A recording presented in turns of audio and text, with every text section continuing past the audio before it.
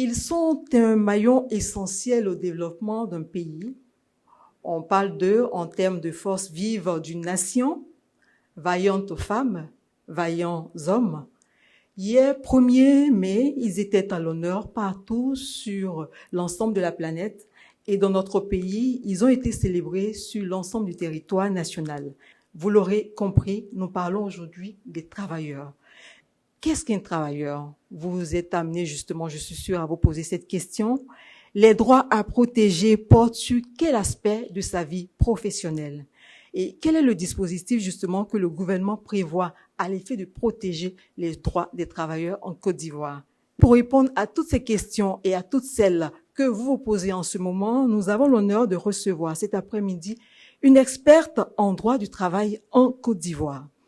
Elle est administrateur général du travail et des lois sociales. Elle a été directrice de l'inspection du travail et directrice générale du travail. Depuis juin 2022, elle est directeur de cabinet adjoint du ministre de l'Emploi et de la Protection sociale.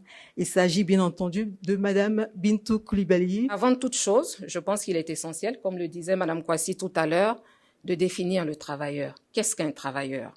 Le travailleur se distingue d'un fonctionnaire en ce sens que le travailleur ou le salarié est régi par les dispositions du Code du travail, alors que le fonctionnaire, lui, est régi par les dispositions du statut général de la fonction publique. Maintenant, une fois indiqué le texte qui le régit, il est important de dire comment est-ce qu'on peut appréhender un travailleur. Le travailleur, c'est donc une personne physique. Selon l'article 2 du Code du travail, quel que soit son sexe, sa race ou sa nationalité, c'est une personne physique qui, moyennant rémunération, met son activité professionnelle sous la direction et l'autorité d'une autre personne qui, elle peut être physique ou morale, appelée l'employeur. Donc, pour faire court, un travailleur est celui qui fournit une prestation contre une rémunération, mais qui travaille sous la direction d'une autre personne qui est l'employeur. C'est là le lien de subordination qui est l'élément central du contrat de travail. Donc, comme je le disais, une fois que le travailleur est défini, je viens de vous en donner la définition prévue par l'article 2 du Code du travail, nous allons en revenir aux textes qui régissent la protection des droits des travailleurs. Quels sont-ils? Dans mon propos, vous avez vu que je faisais souvent référence au Code du travail. C'est le texte charnière en matière de protection des droits des travailleurs. Le Code du travail en Côte d'Ivoire est porté par la loi numéro 2015-532 du 20 juillet 2015 et ces textes d'application qui permettent de bien gérer la situation des travailleurs, mais également des employeurs. À côté de ce Code du travail, qui a été même révisé par ordonnance en 2021, il y a d'autres codes qui régissent certains secteurs d'activité à forte potentialité de main-d'œuvre. À cause de cette potentialité en main-d'œuvre, vous allez y trouver des dispositions relatives aux travailleurs et à leurs conditions. On peut également citer la Convention collective interprofessionnelle du 19 juillet 1977. C'est un texte qui date aujourd'hui, mais c'est un texte encore en vigueur et qui nous permet de régler beaucoup de situations dans le monde du travail. Et puis, bien évidemment, il y a des conventions sectorielles qui régissent certaines situations bien précises. L'ensemble de ce dispositif législatif et réglementaire, c'est-à-dire ces textes, s'applique aussi bien aux droits qu'aux devoirs des travailleurs. Parce qu'on est en train de parler des droits des travailleurs, mais les travailleurs sont également soumis à des obligations dans le cadre de l'exécution de leur contrat de travail.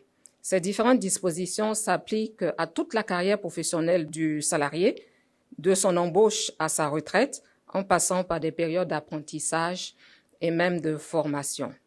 En quoi consiste, on va dire, cette protection? Eh bien, la protection portée par les différents textes que je viens d'indiquer va porter sur déjà la protection de la liberté syndicale. Parce que c'est grâce à cette liberté syndicale que le travailleur peut s'exprimer en entreprise, qu'il peut revendiquer, et c'est grâce à cette liberté qu'il peut aussi travailler ou proposer des choses qui pourront faire avancer la structure dans laquelle il travaille. Donc, il est essentiel, dans cette protection des droits des travailleurs, de protéger la liberté syndicale. La protection, c'est également de permettre aux travailleurs de jouir de tous les droits issus de l'exécution de son contrat de travail. C'est de préserver la santé et la sécurité du travailleur sur son lieu de travail. Cela nous ramène aux règles de santé et de sécurité au travail. C'est aussi lui garantir une couverture en cas d'accident du travail et de maladie professionnelle. Donc, voici globalement présenté les textes qui régissent la protection des droits des travailleurs. Nous allons en arriver maintenant aux acteurs et aux structures impliquées.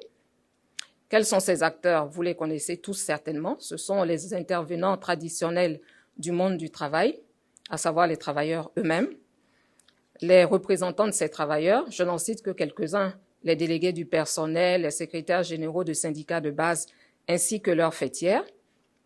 Il y a également, et non des moindres, les employeurs et leurs fêtières. Et puis, il y a également des acteurs étatiques, tels que les inspecteurs du travail, les médecins inspecteurs du travail, les magistrats du tribunal du travail et des contrôleurs de la CNPS. Et j'en passe. Il y a forcément d'autres acteurs en fonction de la configuration de certaines situations.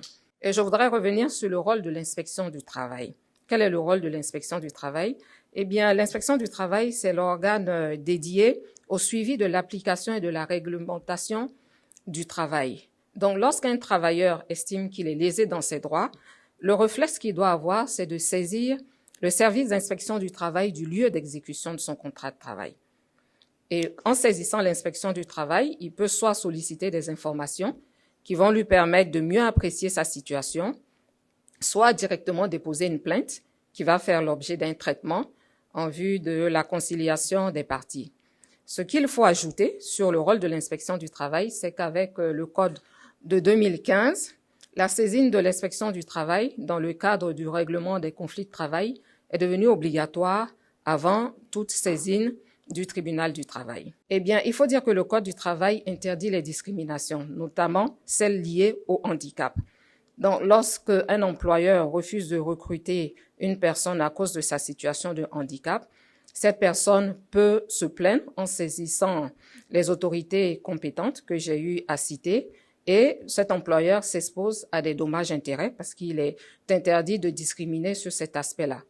Dès qu'une personne en situation de handicap a les aptitudes nécessaires pour occuper un poste, elle devrait pouvoir le faire.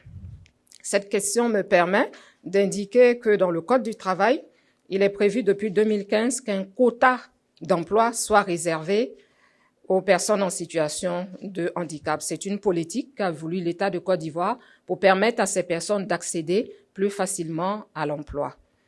Et concernant ces quotas, si je dois vous donner des ordres de grandeur, jusqu'à 100 travailleurs, il faut recruter une personne en situation de handicap, et au-delà de 100 travailleurs, c'est 2% de l'effectif qu'il faut recruter parmi les personnes en situation de handicap.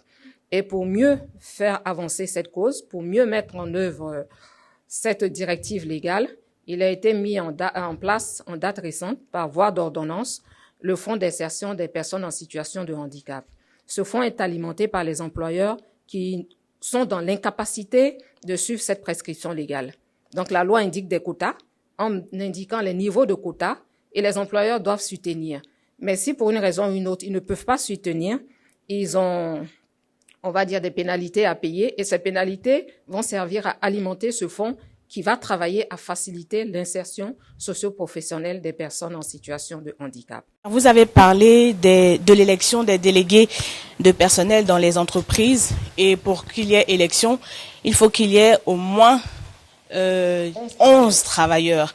D'accord. Alors, je pars d'un constat. Il y a beaucoup d'entreprises qui, malheureusement, n'ont pas de délégués de personnel. Alors, qu'est-ce qui est fait pour contraindre l'employeur à, justement, emmener ses employeurs, ses travailleurs à élire un délégué? Bien, la loi est claire. À partir de 11 travailleurs, il faut que les élections puissent se tenir pour qu'il y ait des délégués du personnel. Lorsqu'il n'y en a pas, vous savez que les services d'inspection du travail, ils font certes de la conciliation, du règlement de conflits, mais ce sont principalement des services de contrôle. Ce sont des services qui sillonnent les entreprises chaque jour pour essayer de voir dans ces entreprises ce qui ne va pas. Lorsqu'ils constatent qu'il y a des anomalies de ce genre, ils ils interpellent l'employeur pour qu'il puisse régulariser la situation. Généralement, ce sont des mises en demeure qui sont servies, assorties de délais pour que les employeurs puissent régulariser la situation. Parce que ça, c'est des questions qui ne sont pas mises à débat. La loi indique qu'il faut des élections de délégués, il faut y aller. Et si à l'issue de ces délais, l'employeur ne régularise pas, la loi donne la possibilité à l'inspecteur du travail d'endresser procès verbal et de saisir le tribunal pour que le juge puisse se prononcer sur la question. Alors, pour revenir à l'actualité, hier, le Premier ministre a annoncé le salaire minimum catégoriel révalorisé pour les salariés du privé, avec une hausse comprise entre 9 et 18%. Alors, on sait que le secteur privé est un secteur assez difficile. Que doivent faire les travailleurs quand l'employeur ne veut pas véritablement respecter la révalorisation salariale, ou que fait le ministère pour favoriser la mise en pratique de cette décision du gouvernement? Pour rappel, les minima, c'est la mise en place d'un barème pour la révalorisation des salaires des travailleurs. C'est sûr que sur le terrain, il existe des difficultés. Certains employeurs ne se mettent pas aux normes. Le travail de l'inspection, c'est, comme je vous l'ai dit, de faire des contrôles pour s'assurer que les normes, les lois votées par la représentation nationale soient strictement respectées, ou les textes d'application pris par le gouvernement soient strictement respectés. Donc, comme je le dis, dans chaque cas de figure, il faut saisir les services d'inspection du travail, dont c'est le rôle de convoquer l'employeur pour le mettre face à sa responsabilité, lui donner des mises en demeure, et lorsqu'on est obligé d'aller dans la phase contentieuse, le magistrat du tribunal du travail prend le relais. Les négociations sur ces minima sont achevées. Le ministre de l'Emploi et de la Protection sociale va prendre un arrêté de généralisation, et dès que cet arrêté sera pris, ce barème s'appliquera à tous les employeurs et tous les travailleurs de Côte d'Ivoire.